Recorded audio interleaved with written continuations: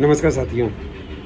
आज चैत्र मास की शुक्ल पक्ष की प्रतिपदा है और विक्रम संवत का 2089 का नववर्ष। हिंदू का और हिंदुस्तान का इतिहास कितना पुराना है। जब भी हम इतिहास को पढ़ते हैं तो यह हमें दिखता है। हमें हैरानी होती है कि इस पावन धरती पर, जिसमें कि एक सोच प्राचीन काल से चली आ रही है, इतिहास सदियों पुराना है, धर्म सृष्टि के उत्पत्ति के साथ जिस धर्म का निर्माण हुआ है, हम उस धर्म से बिलोंग करते हैं। जिस पावन धरती पर भगवानों ने जन्म लिया है, राम, कृष्ण, साधु संत, तुलसी, कालिदास, गुरु नानक देव, सूरदास, मीराबाई,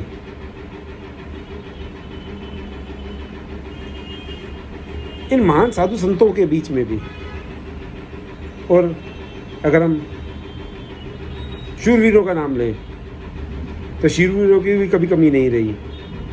हिंदू धर्म के लिए प्राण तक त्याग, देश के लिए प्राण तक त्याग देने वाले लोगों की कमी नहीं रही। धर्म के लिए प्राण त्याग देने वाले लोगों की भी कमी नहीं रही। पिछले 1000 वर्षों में हमने बड़ी मात खाई है, कई गद्दारों के कारण, देशद्रोहियों के कारण, छोटे छोटे लालचों के में फंसे हुए लोगों के कारण।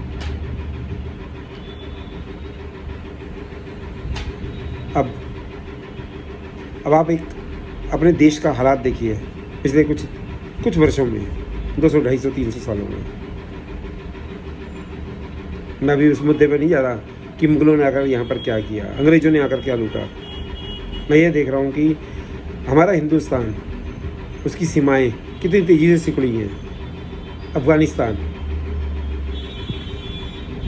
पाकिस्तान, इधर से बांग्लादेश,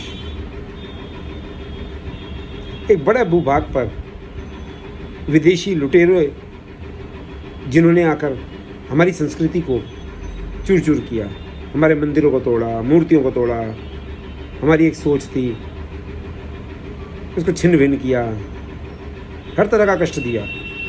मुस्लिम माता ताई आए, उन्होंने क्या किया?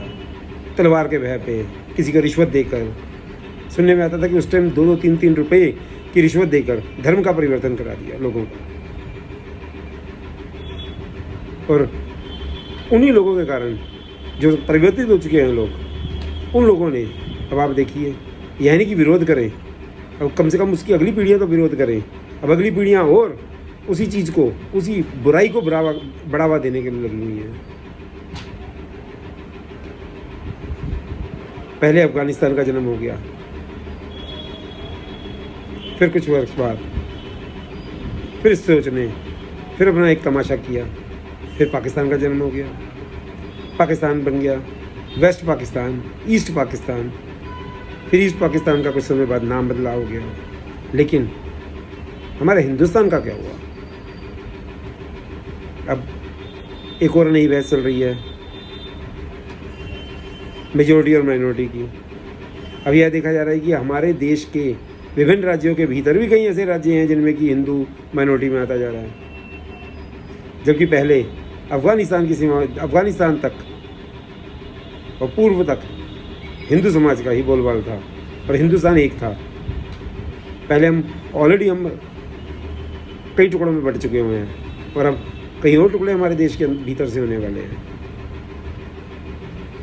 यह एक डर है, हमें डरना होगा। अगर हम भविष्य को सुनहरा देखना चाहते हैं, सुख में देखना चाहते हैं, तो हमें उस अपनी पुरानी सोच को पुनः जागृत करना होगा। हमें सोचना होगा कि हम किस महान संस्कृति, किस महान धर्म से संबंध रखते हैं, जो कि सृष्टि के उद्गम के साथ बना है। कोई कुछ 1000 साल पहले, कोई 2000 साल पहले, कोई 1400 साल पहले, किसी की नई सोच। क्यों उलझते जा रहे हैं हम उसके अंदर? हमारे वेद, हमारे पुराण, क्या कभी देखा है आपने? कभी पढ़ा है वेदों को? वेदों के भीतर क्या है? एक एक श्लोक के अंदर इतनी गहराई है पूरी दुनिया का, जितनी सोच और समझ है वो हमारे एक एक मंत्र के अंदर है। गीता आधार है जीवन का, धर्म का। राम जी मर्यादा पुरुषोत्तम, जीवन में हर तरह की मर्यादा। कृष्ण कन्हैया प्रेम की बंसी। क्या कमी है इस हमारे धर्म में? कन्या को देवी के रूप में पूजा जाता है हर 6 महीने नवरात्रे के रूप में। प्रकृति को भी हम देवी के रूप में पूजते हैं, ईश्वर के रूप में पूजते हैं। धरती को हम माँ के रूप में पूजते हैं। स्त्रियों को पूरा मान और सम्मान दिया जाता है, जबकि कई धर्मों में उसे भोग्या के रूप में माना जाता है।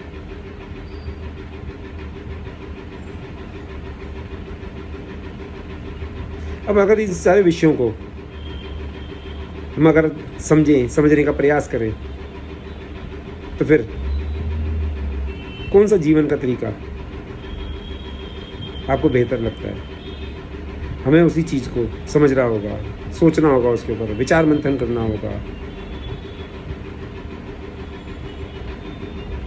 और उस विषय के ऊपर कार्य करना होगा। पुनः इस सृष्टि को, इस धरती को पुनः स्वर्ण युग में लाने के लिए जो गलत सोच, जो शैतानी ताकतें पैदा हो गई हैं, उसकी सच्चाई को बाहर लाना होगा। आज इस नव वर्ष की बेला में जो हम खो रहे हैं या खो चुके हैं, उसकी बात को सामने रखना होगा और इस पर कार्य करना होगा और भारत माँ को पुनः उच्च शिखर पर स्थापित करना होगा। मैं इन्हीं के साथ, इसी शब्दों के साथ अपनी वाणी को अभी के लिए विराम देता हूँ और आशा करूँगा कि अगली वर्ष आने से पूर्व हम बेहतर स्थिति में होंगे। धन्यवाद।